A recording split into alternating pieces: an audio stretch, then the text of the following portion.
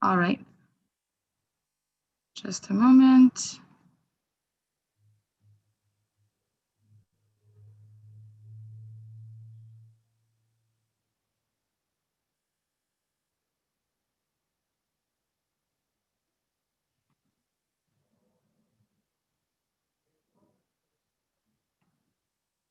Hello, everyone. Welcome. We will start any moment now, just waiting for participants to come in.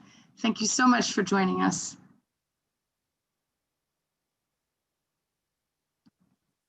We'll give it 1 minute and we'll get started.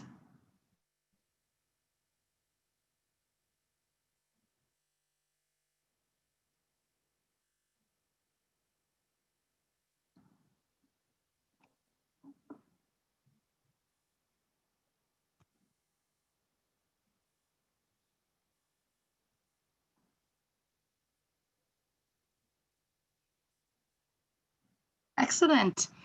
All right, I think we can get started. So thanks everyone for joining us today for the session on the private sector and the Arab region's path to sustainable development.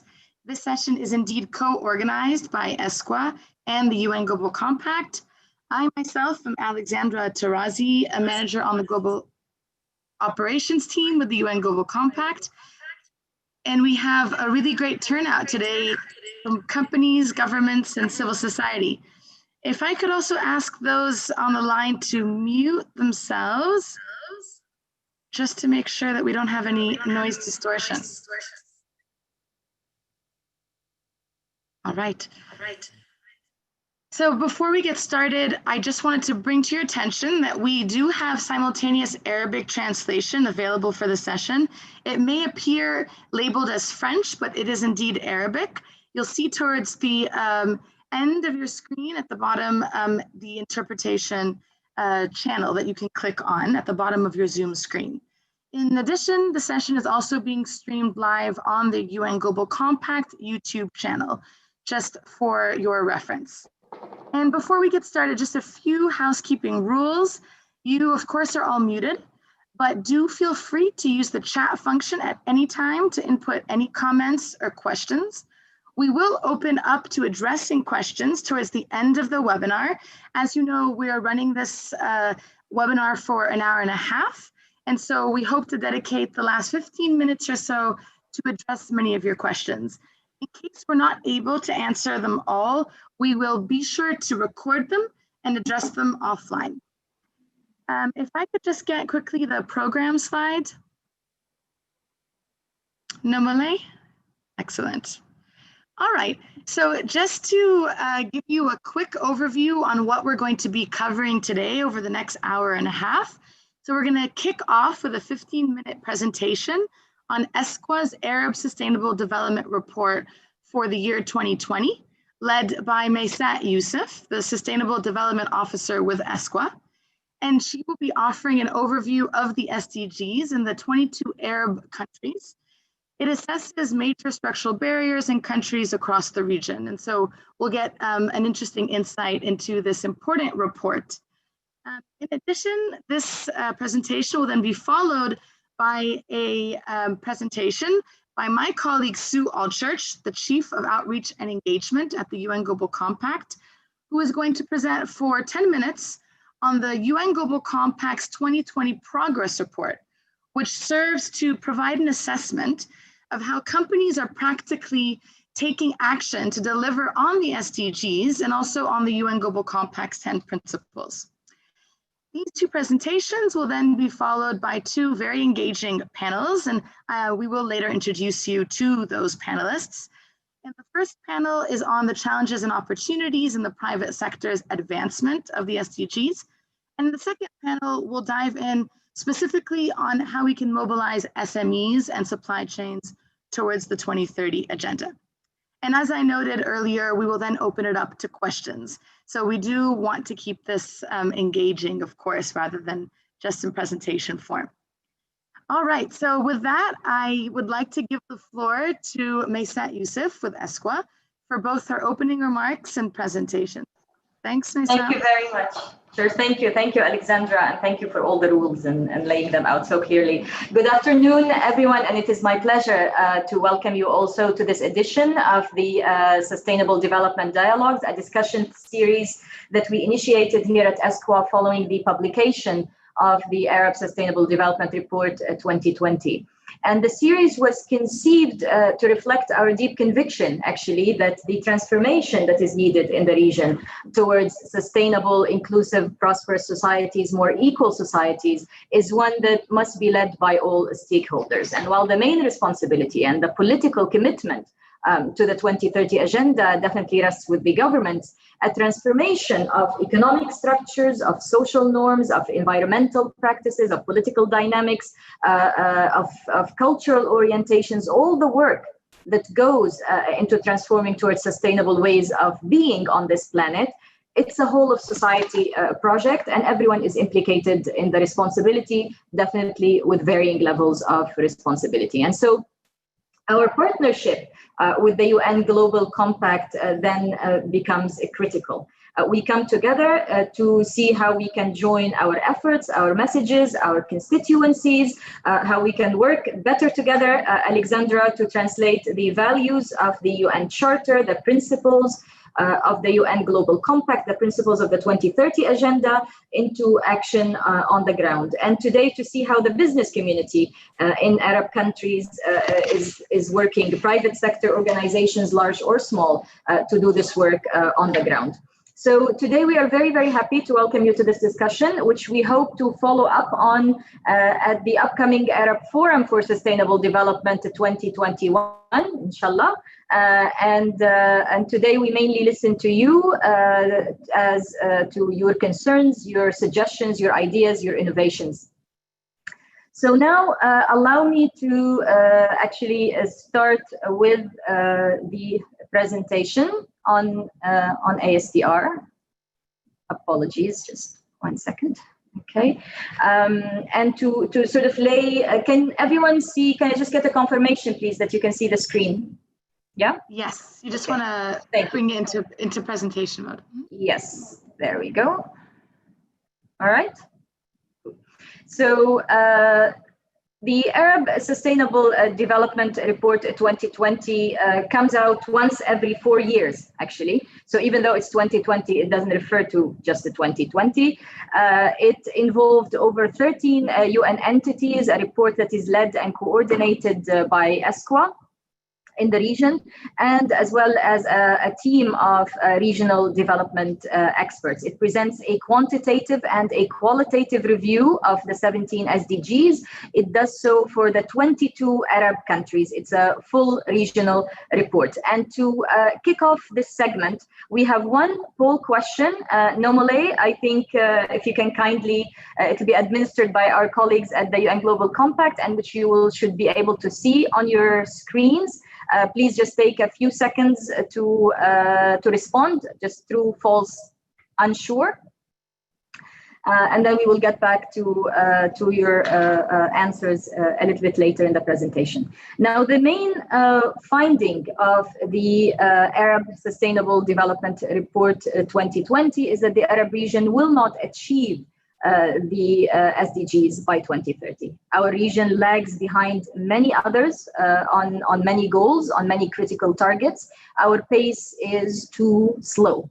And this conclusion, of course, narrowly predated the COVID-19 pandemic and the crisis that it caused. And in the meantime, ESCWA has produced a wealth of sort of analysis, number of policy briefs and projections on the impact of COVID-19 on the region, the loss of jobs, the impact on economic growth, the impact on women, the increase in gender violence, the precariousness of our region when it comes to food security, etc., the financing needs. And you will find all of this information on our website. I don't want to quote any numbers because these do change as the situation is dynamic and we keep updating our analysis regularly. However, what we can sort of conclusively argue is that while COVID-19 will definitely set us back on the road to 2030, that road was already cluttered, and already difficult before the COVID-19 crisis, and a correction in course was necessary then,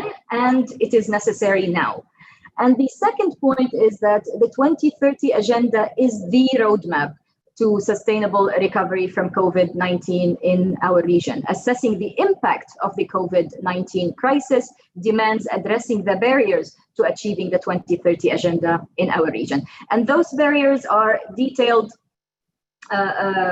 quite clearly in the Arab Sustainable Development Report 2020. SDG by SDG, the report looks at how the region fares, what barriers have to be dismantled to move forward, the entry points for action, the most strategic entry points that can unlock progress. And of course, it considers the interlinkages among the different SDGs. The regional picture contains some bright spots here and there. In some countries, we are making some progress when it comes to renewable energy. Some discriminatory laws against women are being scrapped, again, in some countries. But overall, the regional picture is not bright. We cannot say that we have a sort of a critical mass of positive indicators that are propelling us forward. In fact, there is a concentration of worrying indicators for our region when we compare it with other regions. You were asked whether it is true or false that the region has seen the only increase in extreme poverty globally. And do we have the answer yet? Normally, okay. And 50% actually said that it is incorrect. That it is false, that the region is not the only one to see an increase in extreme poverty in the latest data. Unfortunately, that answer is not correct. Our region, the Arab region, was the only region in latest data globally to see an increase in extreme poverty. This is mainly due to conflict, but inequality is also on the rise. Hunger is on the rise. The region remains highly dependent on food imports. We import more than 25% of all wheat that is traded globally. Our vulnerability to trade imbalances and shocks is huge. The region has the highest level of unemployment globally, the highest level of unemployment globally for youth and for women as well. Out-of-pocket expenditure on health is extremely high. In some countries of the region, it is considered catastrophic. Primary care is highly undervalued in a region where diabetes, high blood pressure are dominant, etc. Collectively, the Arab countries rank last in the World Economic Forum Gender Gap report. We have the lowest rates of economic participation for women. We have one of the lowest rates of political participation for women. Renewable energy represents only about 4% of total energy consumption in our region, compared to a global average of 18%. We have the highest ratio of military spending as a share of GDP, and we have one of the lowest ratios of spending on research and development globally. So you can kind of get a picture of what we are dealing with. And many of these indicators actually cut across rich and poorer Arab countries. In some of the wealthier countries of the region, we have made definitely progress in terms of investment in non-traditional water sources, for example, in taxing unhealthy drinks and tobacco products, in having a high, sort of ensuring a high ratio of nurses in the overall health system.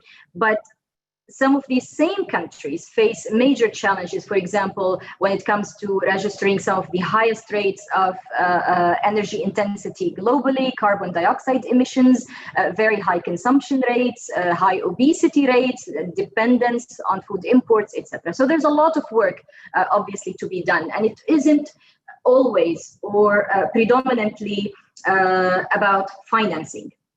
Financing is important, yes. But I think so is integrated policy making, intersectoral planning, policy choice is critical in the region's ability to move forward. And one of the questions for me today in this discussion and my interest in this discussion is how does the private sector and its performance interact with that policy sphere in the region?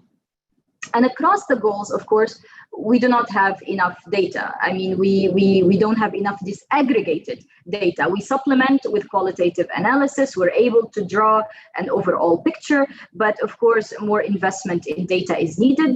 Varying data sources is needed. More quality data is needed, especially for those goals that address the environmental dimension of sustainable development, and those targets and those indicators that address different social groups and that address inequality in our region. And so the report, while it notes differences among countries, rich and poor, those in conflict, those not, etc., it is ultimately a regional report. And it looks at those barriers that are often common across countries within each SDG.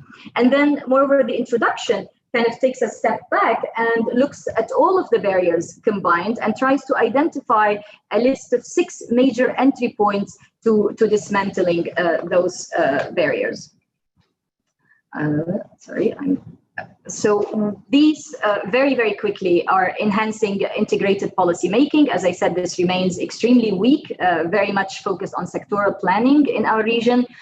Full adherence to universal human rights, government and society. We're not just talking about discriminatory laws, we're talking about discriminatory social practices. Ending conflict and enhancing government structures, definitely a priority. Re-envisioning the role of education and learning and reversing shrinkage of civic space. Again, it's not just about financing. Many Arab countries have increased their spending on education, but we're not seeing the results that we need to see. There's also a link between civic space, freedom of expression, research and development, innovation, which I think for the private sector is particularly important. The global community needs to deliver on its commitments. And of course, changing the structure of Arab economies. Non-productive economies, continued dependence on oil and services, despite the efforts to diversify economies that are not creating decent jobs. The current patterns are hampering not only progress on SDG 8, but all of the other goals, including environmental goals, including poverty, including food security, etc. And of course, regional action and regional integration are critical. Economic integration is a huge part of the story. Harmonization of standards, of capacities in transport, connectivity, regional collaboration to produce data on the health of ecosystems, water governance across borders is a regional effort. And so it remains, as I said, a great enabler for the way forward. And what about the private sector in this report? We do not, in ASDR 2020, focus on specific stakeholders. That's not what the report does. But if you do consider the story of the SDGs in the Arab region, we can see patterns when it comes to the role of the private sector. Among them is that while there's an important role for the private sector to play in the region's shift to sustainable development, this role remains stunted. Outdated regulations, lack of competitiveness, inactive labor market policies in some countries, they're all contributing. The entire ecosystem for private sector contributions across industry and innovation, for example, is not enabling. And this includes regulatory and legislative frameworks that facilitate investment and partnership. Corruption is another aspect that stunts this potential. I think a quarter of business in the Arab world have received at least one request for a bribe from a government official. And this ranges from about 37% in Iraq and Morocco to about 65% in Yemen. There's also across the region a certain proximity between dominating private sector entities and state officials, which complicates this picture. And so the Arab Sustainable Development Report 2020 calls for an improved ecosystem to enable the growth of the private sector in terms of lifting regulatory barriers to competition, enhancing the necessary compliance mechanisms, including audits, watchdog institutions, to better regulate the relationship between the government and the private sector. Another element that comes up in ASDR 2020 when it comes to the private sector is the way that it emerges in discussions of inequality. So if you're talking about inequality in health, in education, in housing, it appears in many countries in our region as a split between public and private, and the delivery and the quality of services between public and private. So if you're talking about SDG 11, definitely the private sector is seen to cater to upper middle class income clients, to demands for luxury housing. If you're discussing SDG 4, you look at a country like Egypt and you realize that private schooling consumes a large percentage of the spending money of middle class Egyptian families. If you're looking at SDG 3, the private sector is seen to lead a movement in our region towards more expensive, more invasive procedures and treatments rather than primary care services and routine preventative care. So whereas we don't see enough in our region in terms of the private sector initiatives that bridge the gap between rich and poor, or use technology, for example, to equalize access to quality services. And the third main element regarding the private sector in the review of SDGs in the region concerns sustainability. There is a clear recognition in the review of many goals that the shift towards more sustainable patterns of consumption and production is doomed to fail if the private sector are not mobilized to co-lead this change. The shift to a circular economy model, the investment in renewable energy, engaging and regulating the private sector in the area of mitigation and adaptation and climate finance, creating incentives for energy efficiency improvements, sustainable technologies in water, in waste management, in transport, etc.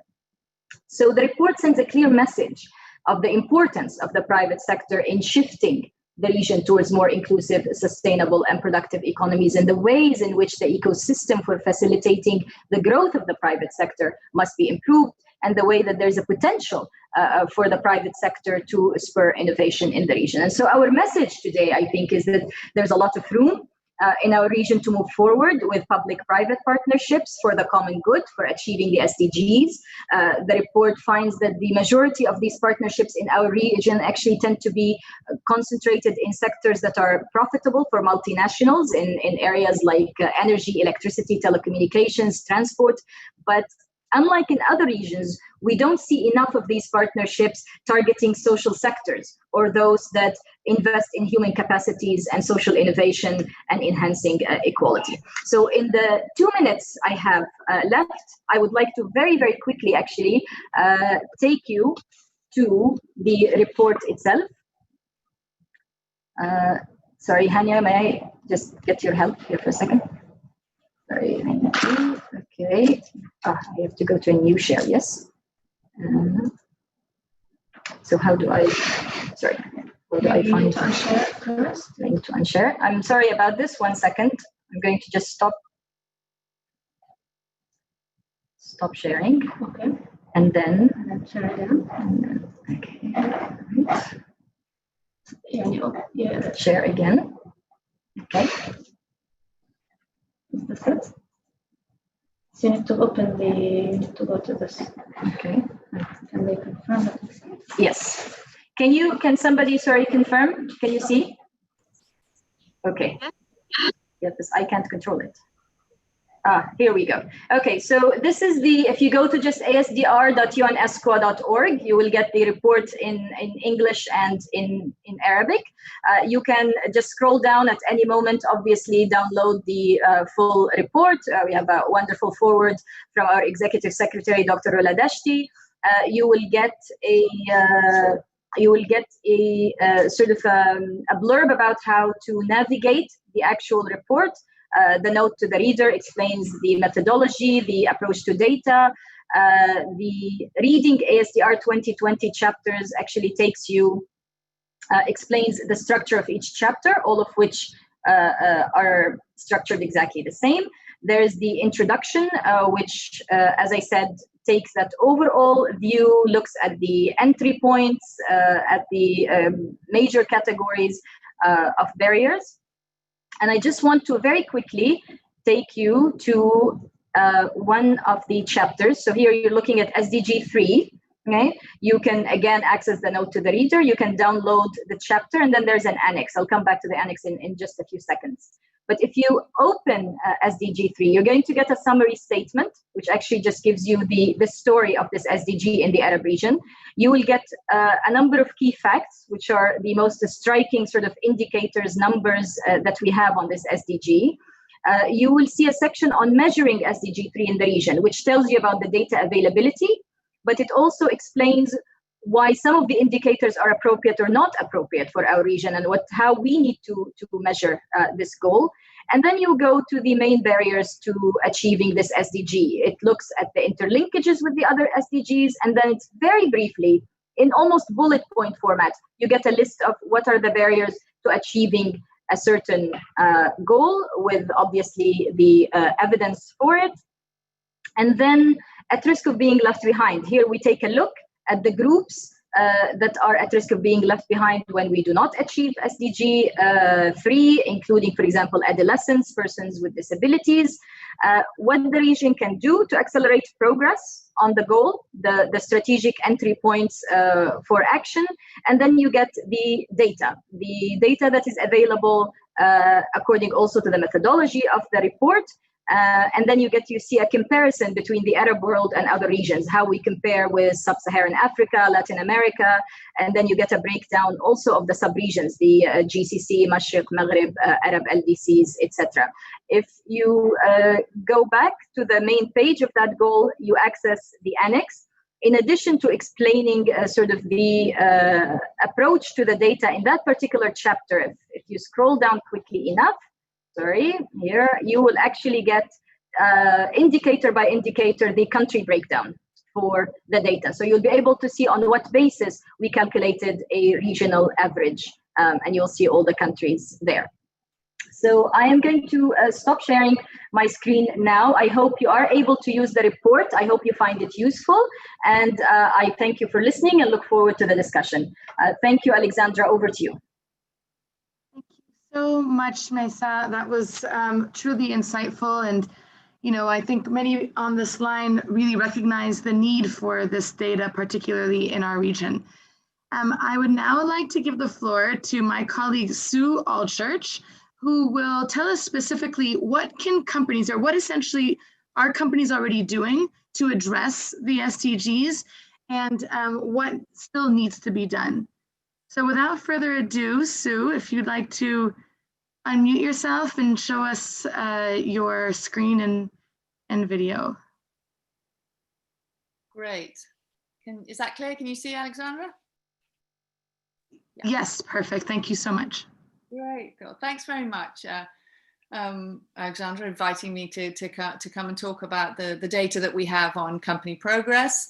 And I hope that it adds helpfully to the data that you've seen from Maysa earlier on, which is a really rich set of data in terms of understanding in the region what is actually happening in terms of progress against the goals. What I've got here to show is the global progress report that we publish annually.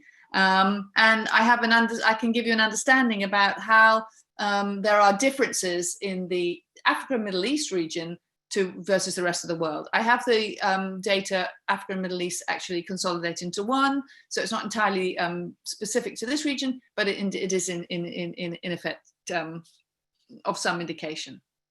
So it's basically all about the data that we have from 20 years of running the Global Compact. But before we go through, and I'm going to take you through what's actually happening, what businesses are doing, and actually the challenges that they face.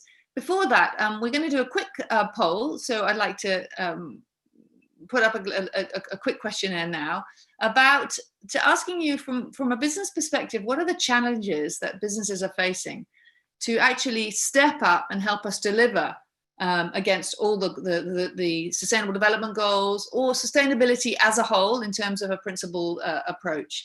So it'd be interesting just to everyone to have a quick question on these. Is it financial resources that's a problem? Is it too many competing strategic priorities? Is it lack of knowledge? Is it finding it hard to spread the actions across all different functions of the business? Or is it extending across all the supply chain of the business? So we'll just wait a couple of, a few seconds for people to fill in that.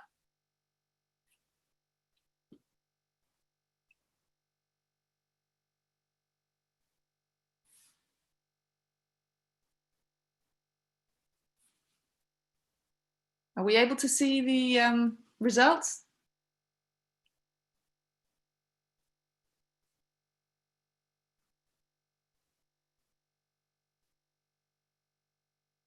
Ah, that's interesting. So half of the respondents on the poll today are saying financial resources are the main issue.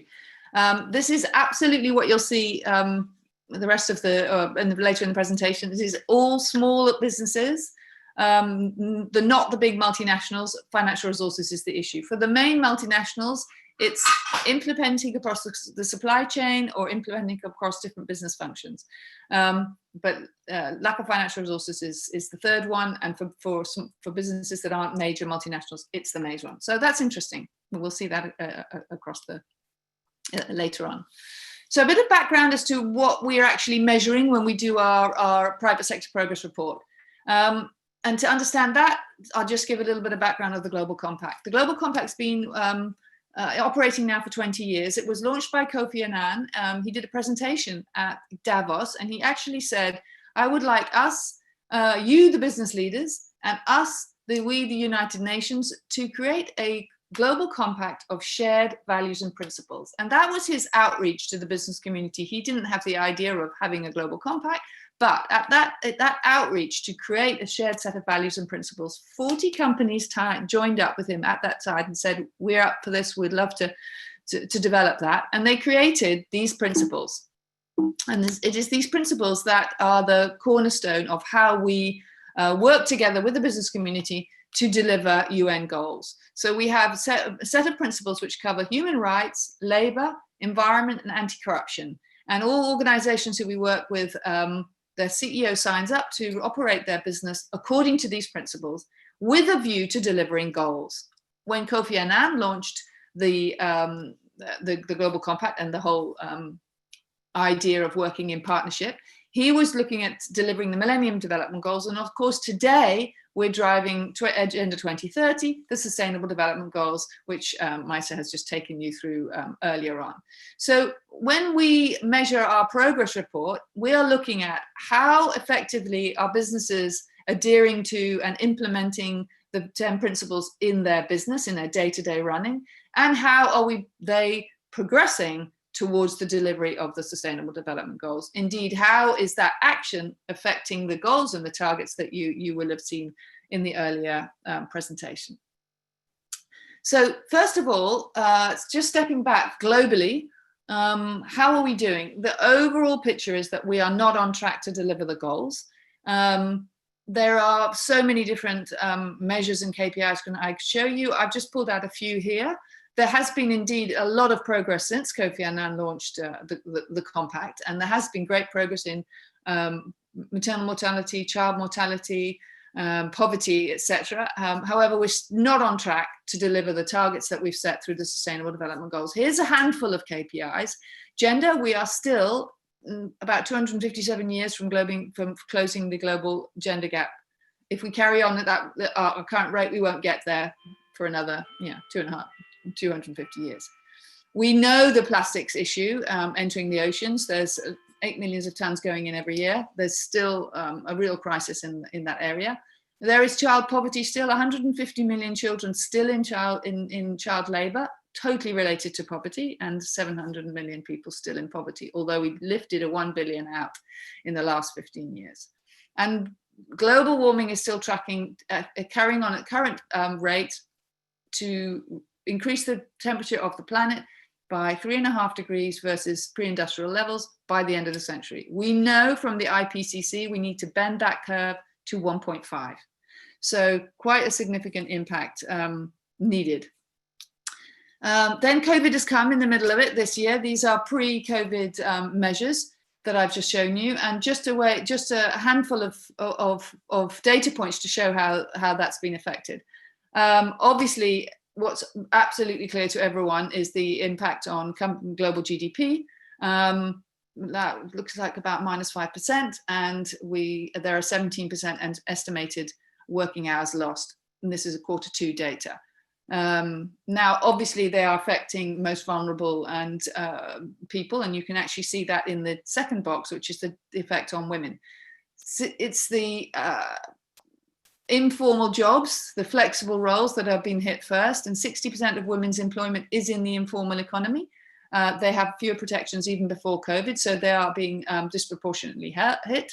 And we know that 54% of overall job losses as of May were women jobs, and they represent 40% or 39% of the global employment. So they are being disproportionately hit by the economy and COVID. That will impact children, families, education, etc. And that's what you actually see as well in terms of this third box here.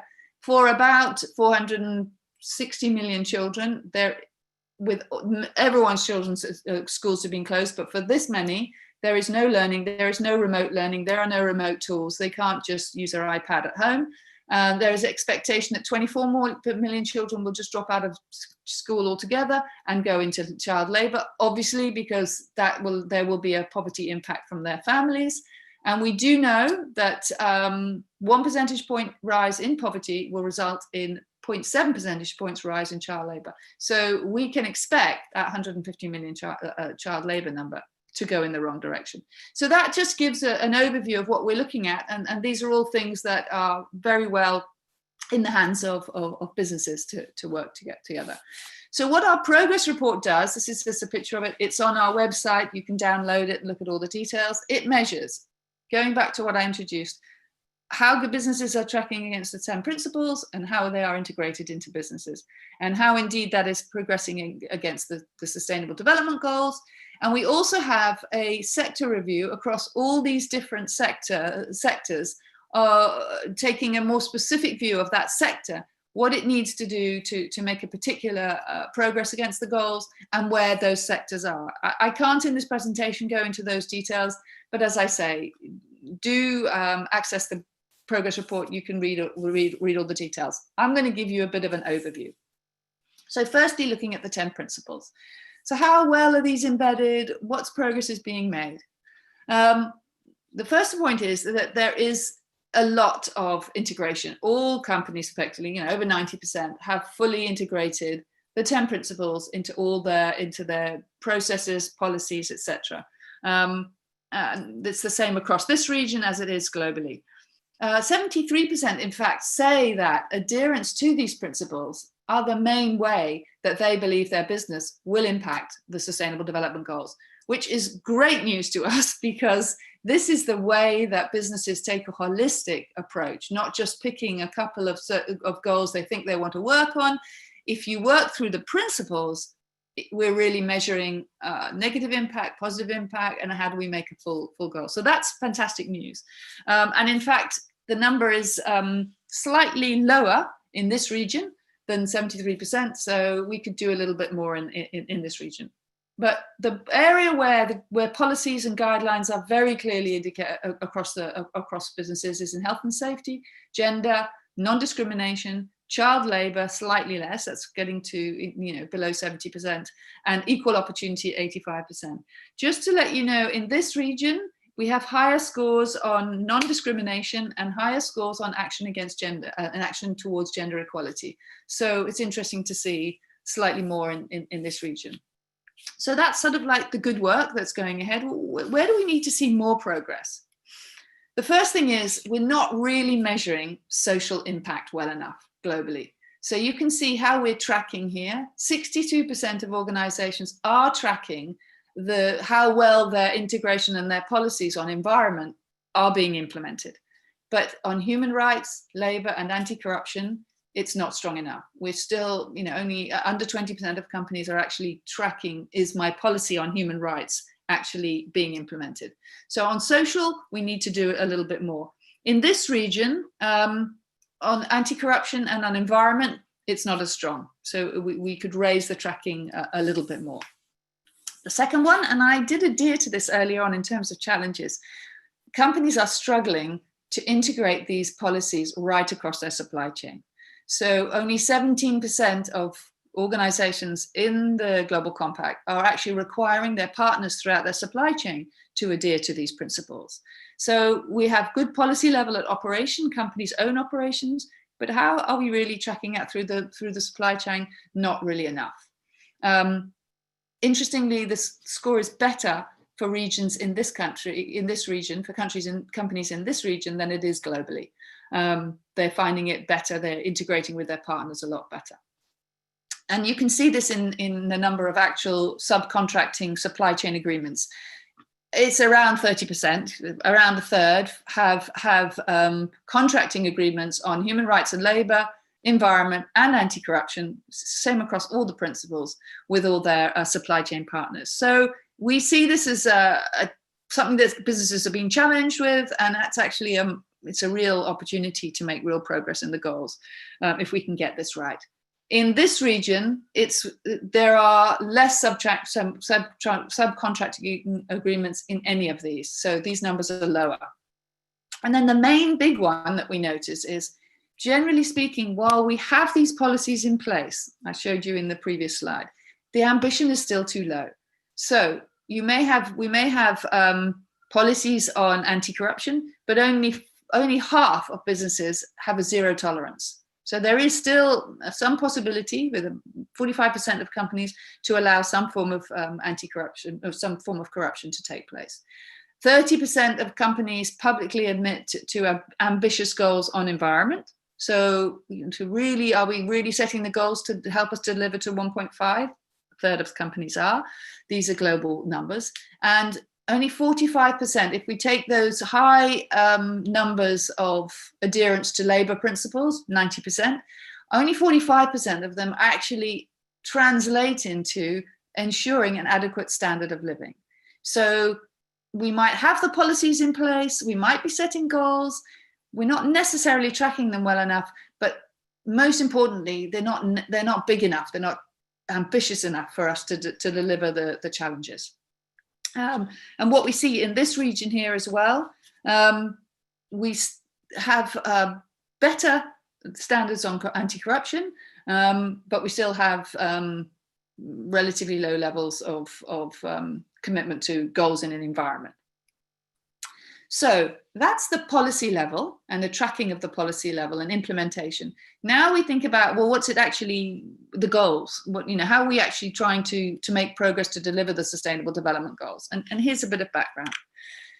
84% of companies in the Global Compact are taking material actions to deliver the goals, which is great. It's similar to the high levels of engagement on the 10 principles. This is on the agenda of all of most of the organizations that are members of the Global Compact. And where the most action is taking place, decent work, that's great. That it makes sense. I mean, giving people decent work is really in the hands of business community, and 65% of them are actively working on that. Half of them on gender, health, responsible consumption, and climate action. Those are the goals which our business communities are mostly taking actions on. Interestingly, in this region, what we find are the top three are the same: decent work, gender, health, top priority for organizations. But we find in the Africa Middle East region, the next goal, number 4th goal, is education. So more companies in these regions are looking to address education. And also then the next one after that is industry, innovation, and infrastructure. So really the core of setting infrastructure and establishing a business community, which is good and kind of makes sense. Globally, where there's less action, you see these numbers are peace, justice, and strong institutions, only 24%. Poverty, hunger, 2 low ones, and also life on land and life underwater, where the least action is taking place. And again, in this region, we see exactly the same predominance of Goal 16, peace, justice, and strong institutions, life on land and life underwater. These are in the bottom as well. And we'll come to a little bit later. I'll show you some other things that businesses are mentioning. It would be great to see more of them engage on peace, justice, and strong institutions. And we have an action platform to work on that. But the two new areas for this region are cities and water and sanitation. We don't have a lot of engagement from companies in this region looking at those two areas. Then the question is, how are they addressing it?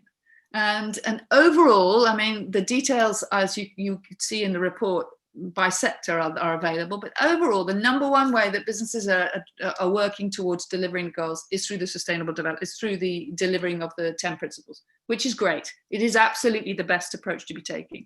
It ensures a holistic approach. It doesn't just take a few areas. It really looks to build a broad holistic approach. That's great. And the other one is the number two big thing is developing products and services that will actively make progress on the goals. And it's interesting, I've been analyzing this data for 4 years now, and this 61% is a significant shift. So it's definitely new that businesses are really seeing that products that will absolutely translate through consumption, through usage, to deliver sustainable goals are beneficial to the business, and therefore we're seeing much more of that.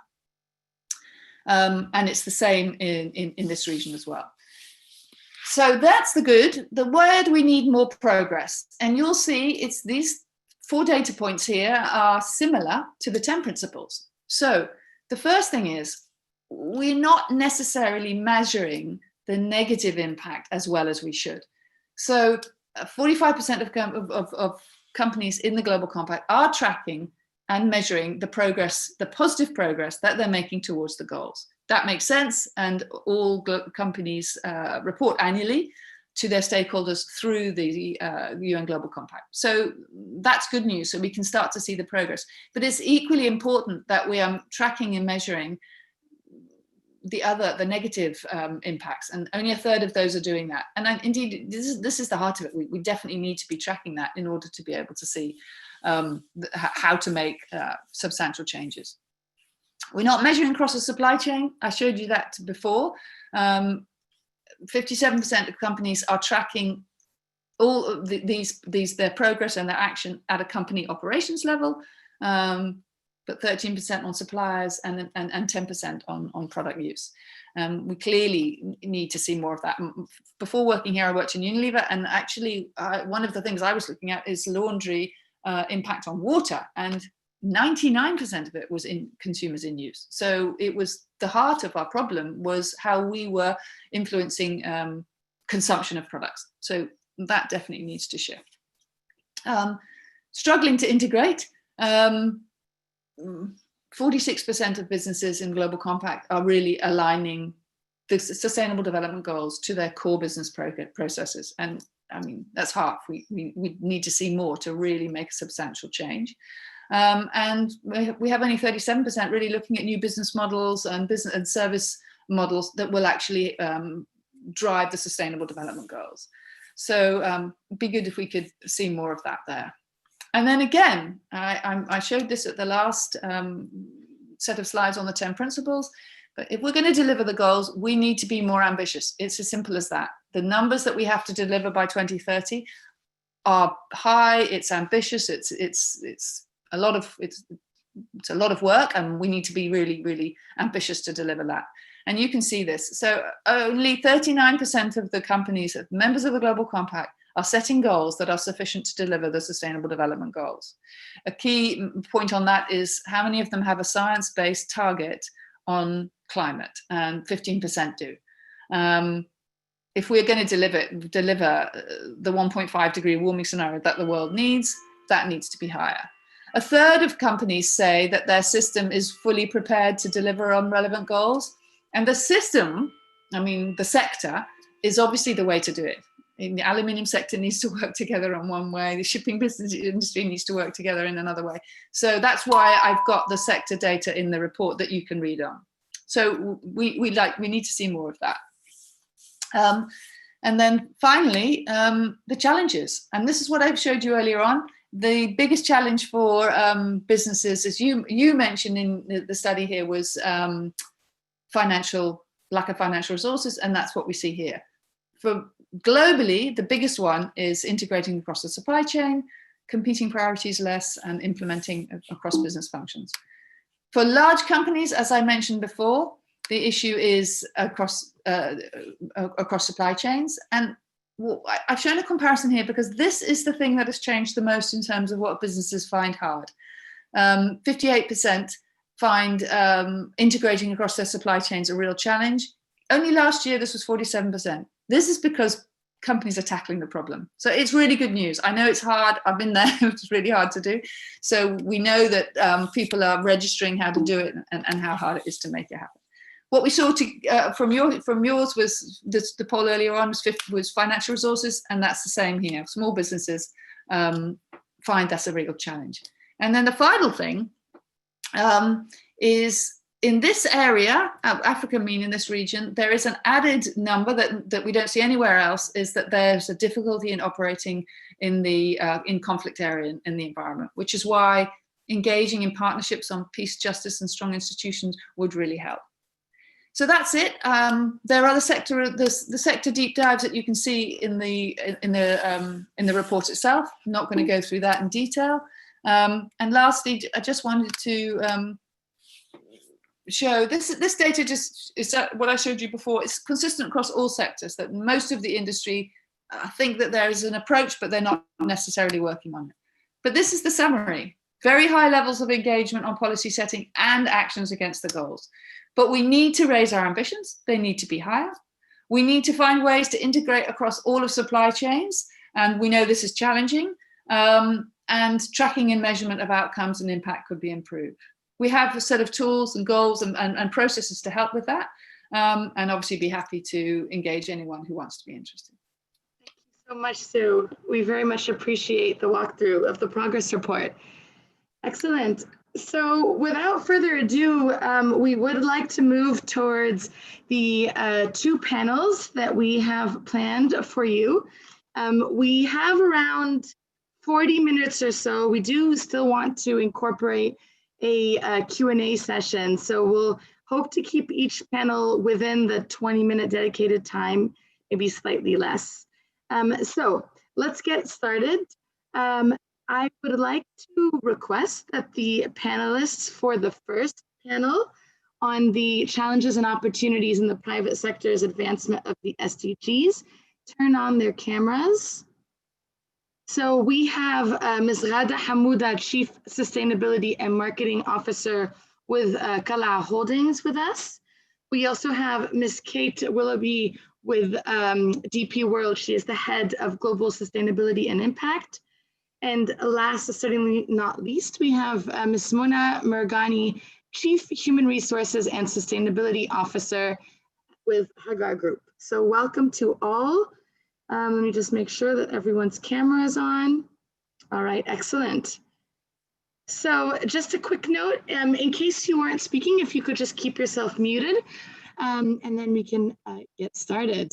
So we want to keep this panel short and brief. If we can keep it to 15 minutes, that would be great. So we ask that each panelist keep their remarks to 2 minutes for the two questions that we're going to run through. So let us first start with Ghada.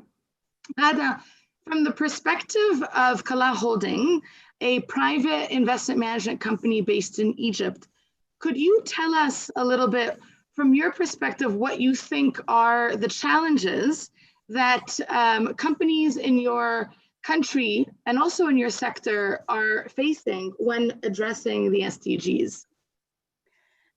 Thank you so much for this and for the opportunity, Alexandra and everyone.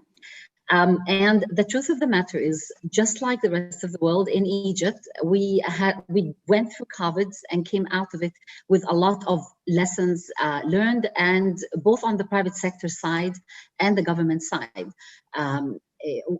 Kala Holdings is working in trying to find clean energy solutions in collaboration with the Egyptian government.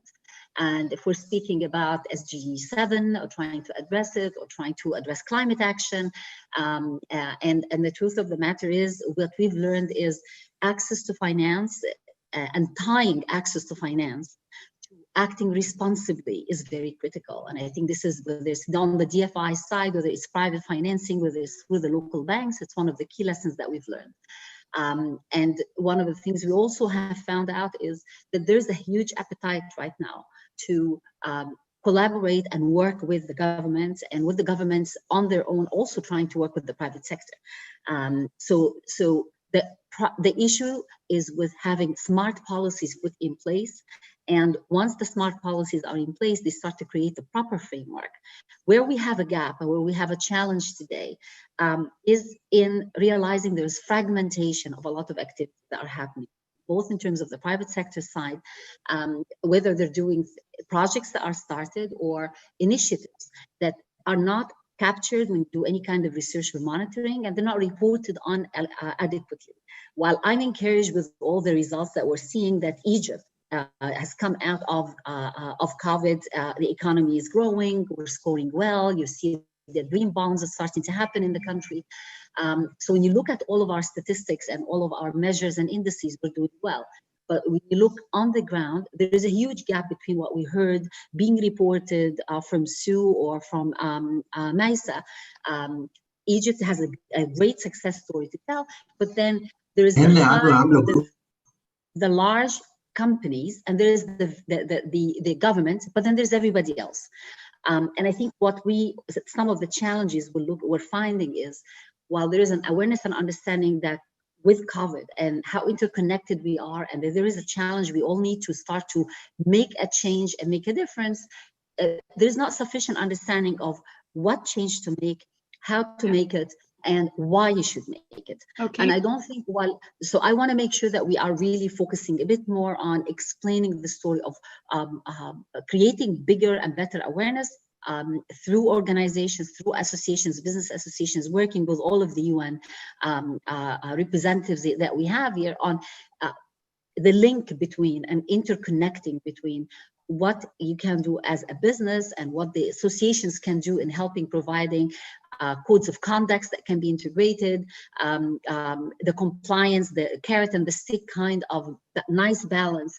Because the truth of the matter is there is appetite, but we have to still do some more homework on the business case and work with academia to put in the right value system in place for all of the graduates coming out of business schools about what the responsibilities are. So, absolutely. I mean, these are some of the challenges. The role of the private sector is becoming very clear. So the government is trying to partner with them, but the private sector also needs to have the right, proper environment to be functioning in. That's so right. That they can produce and play the role in a positive way, given the pressures that we are also dealing with. Absolutely. I think. Thank you, Hada. Thank you. Thank you very much for emphasizing really the need to fill in those gaps and, first and foremost, to ensure that we have the right data and that we are aware of what the material issues are at hand so that the private sector can contribute. I'd like to then move it to Kate. So Kate, from your perspective of an Emirati multinational logistics company, maybe you could speak a little bit more on the barriers with regards to integrating the SDGs and also taking transformative and ambitious steps across a broader supply chain amongst your places of operation. Just that 2 minutes would be great. Thank you, Kate. Okay. Yes, sure. Thank you. I think, for those of you that don't know, DP World is a global logistics company. We're headquartered in the UAE, but we operate across 55 countries. So we are very fortunate within the UAE that there are none of these real external barriers. And they're extremely supportive of the SDGs, and we have we're very fortunate with that. But as a global businesses, the real challenge comes from, we are very fortunate to be resourced within our head office in the UAE, but our expertise is in global logistics. It's not in the Sustainable Development Goals. And so, our colleagues all around the world are passionate and committed to the SDGs, but it's not necessarily an area of expertise for us. So, we have a global plan and we require local action against it, but then comes the challenge of every country has different needs and we have different skill sets within each country. So it really echoes from this earlier speakers about, we aren't ambitious enough and we're not measuring social impact as much. So we've been doing it since 2014, but we're still on the journey. And while we are on this journey around data and measurement, we're always going to be a bit hesitant about putting these ambitious targets out because we want to ensure that what we commit to we achieve. So it's a real kind of chicken and egg sometimes around having the data, using the data, and then setting their targets. But I think we are committed. I think there just comes in that challenge of internal resource and aligning with country goals a lot of the time, and making sure we have that kind of data. It's the holy grail. Data is the holy grail. I think we're all working towards that. Excellent. Thank you very much, Kate. All right. So without further ado, it would be also good to hear from Muna. Given the fact that you are also representing an investment management company similar to Hada, could you voice what you deem to be the challenges in your country of operation? Thank you, Alexandra, and thank you, everyone. Well, the challenges are quite similar to what has been mentioned by my fellow panelists, but viewing that we're a company that has been operating in the country since 1904, in 5 African countries, but the bulk of our activities are in Sudan. And Sudan, until recently, has been undergoing armed conflicts. We have a very high rate of continuous inflation and fluctuation in the exchange rate. So you would find this continuously, regardless of how big the company is, it's weakening the resilience and the performance of the private sector. So the private sector would be actually fighting or consumed by securing their basic needs, from adjusting their annual plans, adjusting their budgets, fighting off corruption, and even trying to retain their employees. There's a very huge brain drain towards the Gulf, towards Europe. So the companies or the private sector is consumed by safeguarding their operations. But this does not mean at all that the private sector in Sudan is not adopting SDGs and working towards them. One of the challenges is that there is no regulatory framework that would govern and assist in the process. And the government in Sudan has ratified several conventions, numerous conventions and international agreements and treaties, but they do not have the mechanism to either monitor them, track them, or hold the private sector accountable for implementing them. Be these ratifications be related to labor law, related to the environment, climate change. There's a lot of effort going at the level of the private sector and even the civil society, but it's quite fragmented. It is not falling under an umbrella that is in charge of making sure that it is coherent and actually adding value. So this is at the external level, but if I look at a bit at the internal barriers, not necessarily at the company I work for, but having discussed with other private sector in the area or in Sudan in particular, I would find that the CEOs, at the level of the CEOs and the GMs, there is either lack of knowledge or lack of willingness, seeing it a bit as a luxury at viewing the context we're working under. So there's no ample knowledge on the SDGs, or there could be intimidation of how to adopt them, how to incorporate them in day-to-day activities, in the policies, in the different investments. So the challenges are many, but there are also opportunities, and there is also a lot of work being done, which I would maybe reflect under question 2. Thank you so much. Excellent. Well, that leaves us to the second question, but just quick as a recap, thanks to the 3 panelists for laying out what are, true and significant challenges, both on an external level, also on an internal one. So now what we'd like to hear from our 3 panelists is specifically, what do we see are the practical and tangible next steps that companies can actually take to address those challenges, whether it's an external one, from a regulatory nature, or more internal ones, whether it's, simply a lack of understanding or awareness. So Hannah, the floor is yours. If you can just speak for a minute or two on what you think would be those steps to unlock some of the progress that we'd like to see. Thank you. And I will say that I think what we've all learned is that humans are adaptable and can change. We all have changed our behaviors because of COVID and the crisis we've been through. Emerging markets are used to crisis, and they're used to trying to navigate through them. And I think as we go through this, the private sector in particular, who I'm really most focused on, we're trying to work and collaborate together in the following ways. First, understanding how interconnected what we do is with the rest of the society. I mean, we typically, and it's the whole move from shareholders to stakeholders.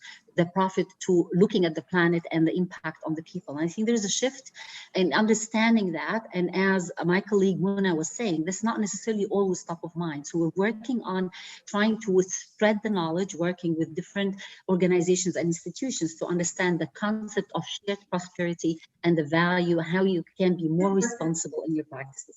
The other part is that actually the private sector does have a role to play, because we typically looked at the government. And while I do understand that we are monitoring on a global level what's happening in each country, on the ground, you really will find that there is a huge variation between different size companies and different sectors. It's not always an understanding that you have a responsibility and a role to play in the investment types that you make, in the opportunities, in the innovations that you can make to try to address the problems and the challenges at the base of the pyramid. And I think that's also, there's a whole reconsideration in the ecosystem now, and it's growing fast in Egypt because of the pressures of you don't have as many opportunities post-COVID, unemployment may be growing. So there is more happening at the startups and SMEs.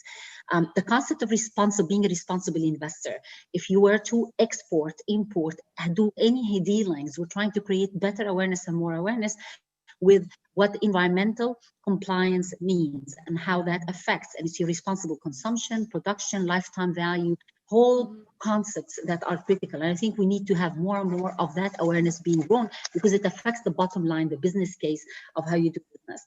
Digitization and education. We're trying to upskill within our company, and we're an investment holding company with over 17,000 employees. But when you look across, you upskill internally within your own labor, but also have been doing scholarships to try to improve the opportunities and realizing that technology is here to stay. Digitization can cause a divide. So we're trying to do that. Also trying to localize a lot of the industries that are critical for the country and the solutions that will help us address water, water desalination, and all of the things that will help us address crises that are happening or that are coming because of climate. And finally, really trying to spread an understanding of how you monitor what is success, how you monitor your impact, not just a bottom line and the short-termism, but rather in terms of your environmental impact and also on the environments and the communities. Exactly. So absolutely. Yes, because we all know that, you know, sustainability is not a checkbox exercise. It is truly a strategic exercise. And it's a journey. Thank you very much. Thank you. And it's a journey, absolutely. Hada, thank you so much. Good. If we can hear now from, I believe it would be Kate, if I have that correct of the order. So Kate, if we can hear from you with regards to how you see DP World is really addressing those challenges that you've laid out earlier. Great. Yeah, I mean, I think I'm just smiling a bit because I think you just said it's not a tick box exercise, but actually one of the things where I'm finding the ability to get the most traction within the company is when, you know, through stakeholders. So, you know, where, for example, the investment community and the ESG ratings, where we haven't ticked the box, is providing the most incentive for, you know, improving ratings and then addressing key sustainability areas, which we may not be meeting just yet. So there's a lot of for me, the focus is really on stakeholders to understand their expectations and then drive it through. So I said the ESG community, you know, in our ratings, that's really important to us. You know, the UN Global Compact has been great for us. We only joined last year, but, you know, already in the first year, we've been able to use it to introduce a human rights policy for the group. So that's, you know, that's a big significant step for us. And then now we're doing a global risk mapping process to really understand the exposure to human rights across our 55 countries. And then lastly, you know, our customers. So again, just last week, I had a call from IKEA, you know, and to be able to register with them as a supplier, you have to meet their sustainability criteria as the very first step in the conversation before any other commercial discussions. So for me, it's kind of like utilizing the tick box requirement from some of our key stakeholders to really drive it forward, because of course there's appetite and huge commitment within our organization, but you know, using these other stakeholders to identify some of the gaps that you may be missing that you know, are important to others helps you close the gap a lot. And then I think what I'm taking away from this session today is that, you know, we haven't integrated across our supply chain yet. We've been so focused on making sure what we're doing is good that actually there's a massive opportunity for us to push it through to our supply chain. So yeah, still more work to be done for sure. Thank you so much for touching on that point. It is definitely an interesting one. I mean, it is a question of the chicken and the egg, what really catalyzes contribution and effort.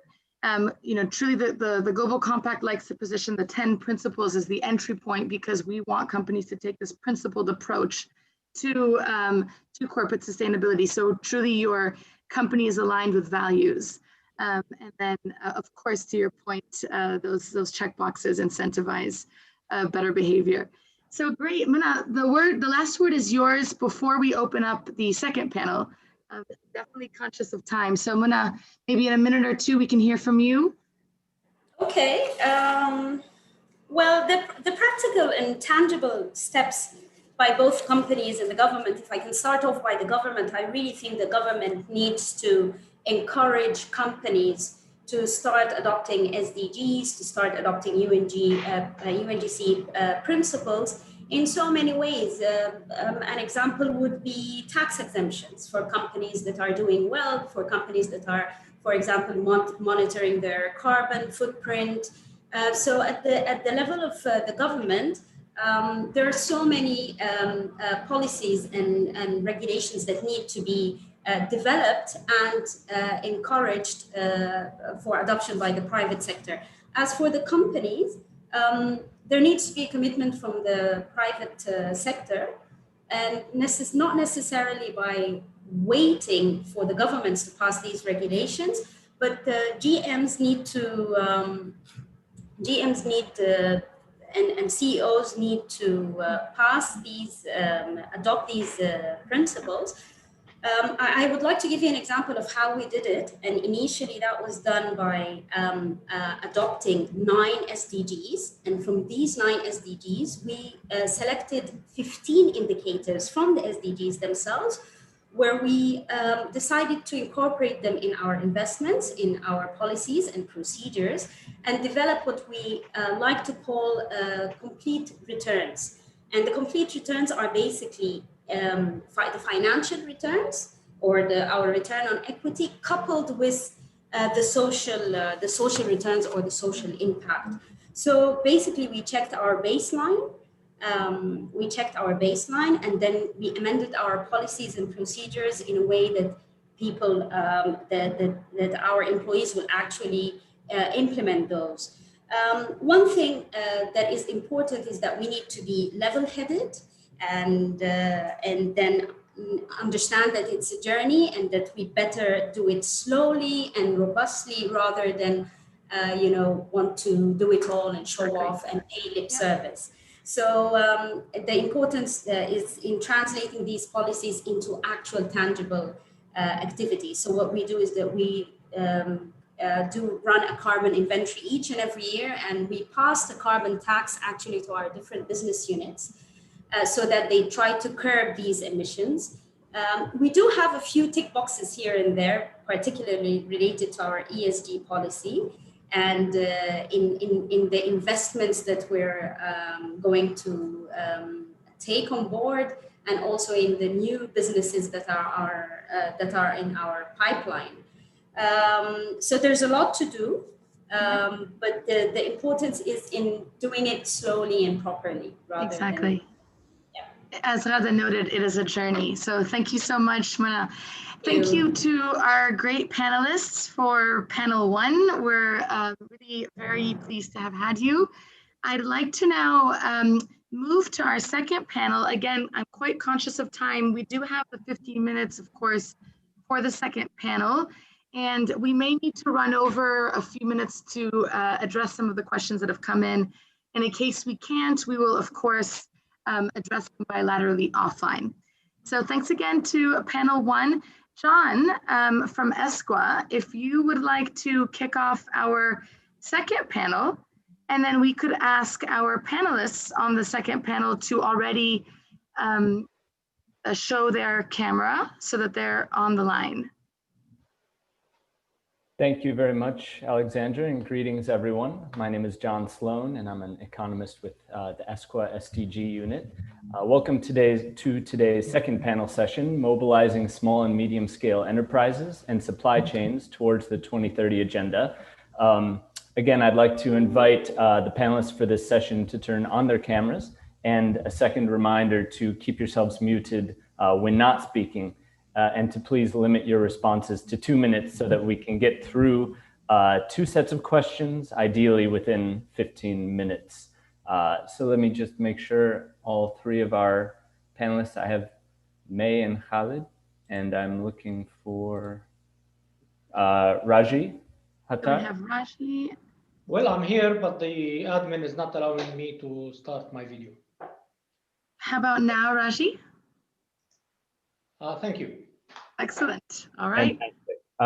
Yes, again, we have a very distinguished panel here. I'd like to welcome Mr. Raji Hattar, Chief Sustainability and Compliance Officer for Aramix, a leading global logistics, transport, shipping, and courier firm, founded in Jordan, but based in Dubai. Ms. May Makhzoumi, President of the Makhzoumi Foundation, a nonprofit NGO based in Lebanon with programs on vocational training, microcredit, healthcare, development, and the environment, amongst others. And Mr. Khalid Enda, CEO of Youthin, a Moroccan company that supports rural entrepreneurs and marginalized communities through setting up social programs, technical support, and capacity building. Welcome all. So for this session, as our attention turns to SMEs in the Arab region, we firstly want to ask, in a COVID and post-COVID era of disrupted and realigned supply chains, where do you see opportunities for embedding these SDGs in corporate practices? Let's start with you, Raji, particularly with your perspective on connectivity, integration, and supply chains across the region. The floor is yours. Thank you, and thank you, UNGC, for this opportunity. Actually, looking at SMEs in the region, I'm not sure if the number is still correct, but more than 60% of the region's businesses are SMEs. And these are, or they consist, the supply chains consist of most of these SMEs. Integrating them in developing practices to achieve the SDGs is a bit tough, since even with the UNGC till last year, they were not integrated in the UNGC system. The second thing is that at this part of the world, lots of these startups and SMEs, they start work for 2 or 3 years. Either they just drop off or they leave because of lack of resources. When COVID came, that was a killer for lots of these SMEs. So the role of the private sector to make sure that these SMEs are part and parcel of the integration and develop and implement and achieving the sustainable development goals is basically integrating them in the supply chain, supporting them in providing some sort of a strategy to achieve these goals, and making sure that your supply chain as in general is adhering to the international standards. Now you'll find that some of these SMEs cannot do it. They are small, they are too small to be able to say, well, I'll cut off my emissions. So it's the role of the private sector to make sure that these SMEs are supported to achieve this. On the other side, it's again, some of the colleagues mentioned, it's the carrot and the stick. So I come evaluate the SME in my supply chain. I tell them, listen, you lack 1, 2, 3. You do it. You have a year. I can support them this. If they don't do it in a year time, I don't work with them. I just cut them off until they become compliant in a way. Also, working with SMEs, you need to make sure that you are looking at the impact you are doing to them, so that they can be more effective and more supportive to the SDGs. So if you put a target, I'm putting a target as of this year. I'm going to the science-based targets in environment. So that's the 1.5 degrees, temperature change and on the climate change. So if I do not pass this to my SMEs, then I have an issue. Anyways, I'm in a deep issue now, whereby the governments where I operate never coordinated with me as a private sector company and say, well, guys, we decided to cut 30% of our emissions by 2030. So you better be ready by then, and they don't come to me at 2028 and say, hey, you have 1 year to go and cut your emissions by. So it's the whole supply chain that starts from the governments who committed to the SDGs, passing through to the corporates, passing it through to the SMEs. Again, knowing that 60% of the businesses are SMEs, so there should be more support systems to these small companies to be able to achieve what is expected from them. Thank you. Thank you, Raji, for these comments on how each actor can exert its influence across the supply chain. May, we now welcome your view on the same question, given your perspective and that of the firms and communities with which you work. The floor is yours.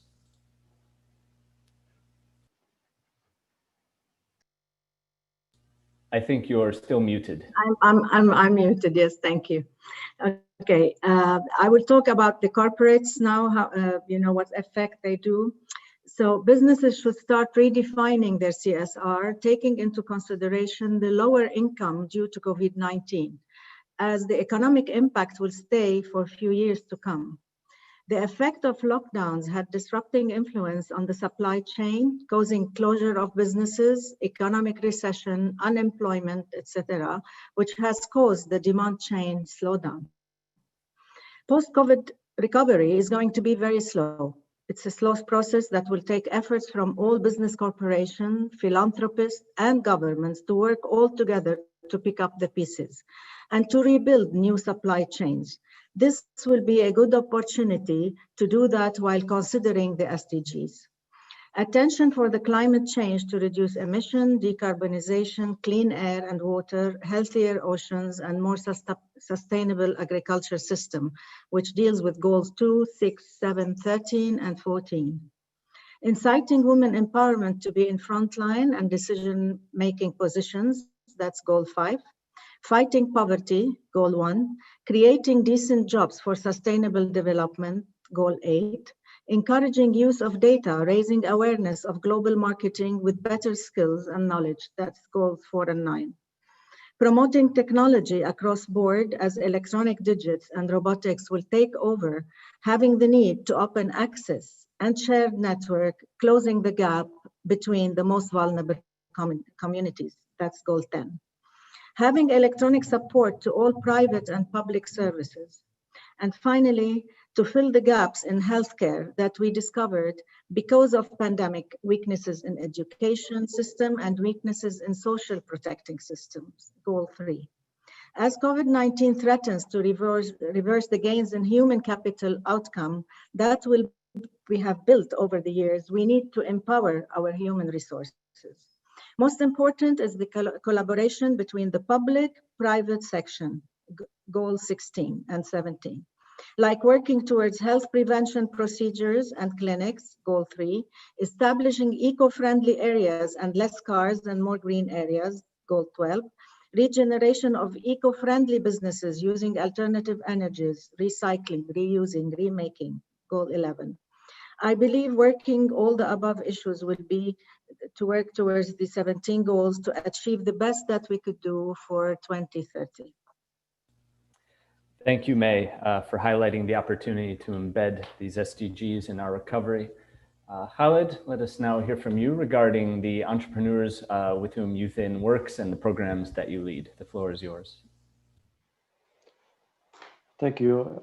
I think, first of all, beyond on the two presentation that we have shown, the sustainability is a long journey. So for us, we have to consider that the SDGs are soft skills. That's why we need to get them included on the education path to prepare the next generation to consider it on the sustainability program.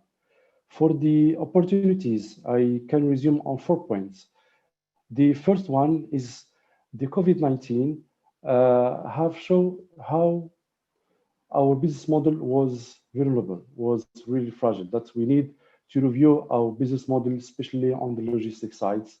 We have to find out other solutions, other markets, other way to supply, other way to deliver, and other way to interact with clients. So all the mindset, logistic mindset, have to be rediscussed to redesign other ways of logistic thinking. That's why the SDGs are important to see how we can also foster the inclusive business. We're not only speaking about business, but inclusive business. How business can bring inclusiveness for vulnerable clients, for vulnerable also communities. This is the first opportunity, let's say, to redesign things and redesign my mindset to bring the logistics as a real lever. Second one, collaboration. We say some companies are working with other small companies to work and to find out quick wins and quick solution for entrepreneurs. Let's say, I said, for example, for Karim's solution is primarily a transportation apps. Now they are doing also delivery. So from the business model of people transportation, sorry, they're doing also, let's say, soft logistics. So this is the second let's say opportunity, how we can Uberize business models, how we can find out other solutions to deliver clients and also to come out with upstream logistics. The 3 points is really digital, how we can integrate the digital framework in our logistic framework, in our logistic business model. I think this is a big opportunity to consider the digital as real solution to bring new models and new business model for professionals and also for the private sector in the framework. This is for me the 24 points opportunities. So redesign, let's say, the business model, collaborate so with the other and in synergy, including a digital framework in the business model and also in the field operation. And finally, the COVID will for sure make some quick wins and make some quick projects to be done on the field, because we have to find out a solution right now. Thank you, Khalid, for these very important points on our business model and indeed our mindset in general. Our second brief round of discussion will now start to put everything together, the barriers to sustainable development and the unique COVID-19 challenges facing firms, to ask what is to be done. The next question, therefore, is what support do our panelists view as needed by SMEs in the region, including those embedded in local and global supply chains, in order to align with the SDGs? 2 minutes maximum per response, please. Again, starting with you, Raji. Sure. Actually, I started talking about the support and knowing that SMEs in our part of the world, many of them, if not majority of them, are small SMEs. So when COVID came, lots of them just closed down. They couldn't afford even paying salaries to their employees. They couldn't continue doing business as usual. But looking at COVID, and I always say COVID, as much as it's a challenge, it's a huge opportunity. And there are lots of SMEs that shifted their line of business to fit what is going on. And you see lots of SMEs moved into producing face masks, something that is not related at all to their line of business, but they thought, well, we can do better there, and that's a good opportunity. So basically, what is needed to support SMEs during COVID and after COVID? Actually, we had major issues in the economies in the region before, a year, 2 years before COVID. So COVID just came to, to put a cap on everything. But before COVID, there were lots of businesses closing down. Major corporates were laying off employees. So it's not just COVID. It's, it's a carry on, and it just came. And I think COVID just closed the loop to all of the SMEs. A lot of empowerment is needed to the SMEs. Empowerment in terms of technical support, empowerment in terms of not predicting the future, but planning for the future. Because lots of them were thinking of, yeah, I'll open in Jordan, Lebanon, then I'll move to Dubai, and life is easy, and I can just grow up there, and suddenly I go public shareholding, and people will buy me and I'll make millions. Life is not anymore like that. Life is too tough now, and they have to replan and to make sure that their plans fit with the current and the future predictions of economies, and this cannot happen solely. So they need to be supported by governments at first, and the local legislations, the financial systems in the countries, and the private sector as their supply chain, and they are part of their supply chain. So there's a lot to be done there, and I think some of the corporates, I can talk about Aramex, are already doing this. And in the past 8 months, we supported more than 800, 900 startups and SMEs in different types and shapes, starting from shipping grades and ending in putting their business plans and trainings and mentoring. So each private sector company needs to take the role of being a supporter to its supply chain, and even SMEs and startups from the outside the supply chain. Thank you, Raji. Now on to you, May. All right, now I'm muted. As we all know, there's a problem with supply chain It has been disrupted due to lack of materials and working hours.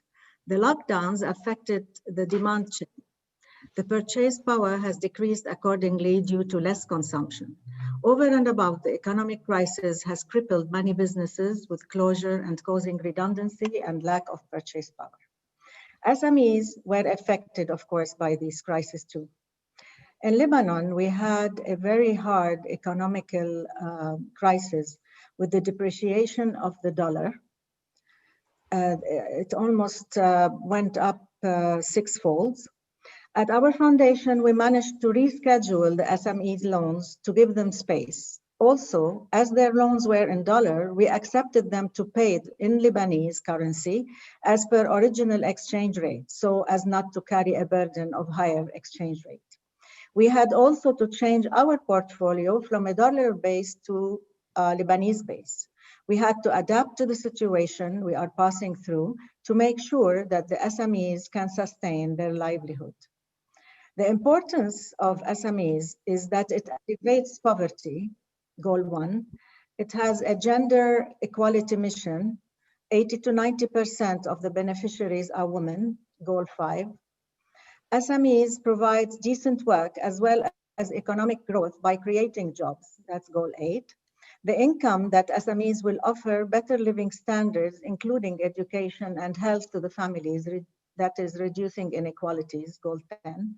Over and above, the entities providing loans, they partner with each other under networks as well as with international organizations for better services, that's on goal 17. Now, to support SMEs, as maybe some will be replacing a portion of the large retail shops market share. To help them achieve this goal, we need to enhance new skills and knowledge, as many people are now depending on work from home and making a living. Should also enhance digital learning, like training on social media to market their products globally with Instagram, Facebook, even TikTok to attract the younger generation. Furthermore, encourage agriculture for sustainable living using new technology, improved production. We need also to encourage transportation and delivery SMEs to be more carbon friendly, that's goal 13, as in doing so will help the retail SMEs to implement their online marketing in a more sustainable and profitable way. SMEs loan provides need for a better data collection. You know, the providers of loans to SMEs have to have a better data collection and advise their network on global marketing and e-registrations of their companies. Consequently, to engage with our businesses as it is a must, for it will open new doors, and having cooperation among themselves, it will help to encourage each other. I think that's my point. Thank you, May. Over to you, Khalid, for the final word on this. So for me, I have some, let's say, pragmatic and field suggestion to get around the subject. First of all, why to foster the local solutions? Why not to create a MENA region think tank to share the best practice, and companies could share their practice, they share their tools, and they help each other how to integrate the SDGs on their business model, and how we can they can really find out some solution together. So maybe by ESCOA and Global Compacts, we can create a hub in the MENA region to create a think tanks and share best practice tools, information, testimonials, and many tools in this area. A second hand is to foster entrepreneurship, especially incubators, to help them to see how we can find out more interesting business model in the logistics, new way of working, how we can have entrepreneurs to get access to the information, to the funding, and also to the monitoring and financing in the area of logistics. For the professional NGOs, I think they have to do some, let's say, exchange program between countries to share best practice and also policies, and to make also advocacy, because we have to advocate with government to listen more to the professional and to see how we can fix some policy constraints and also problems on the field.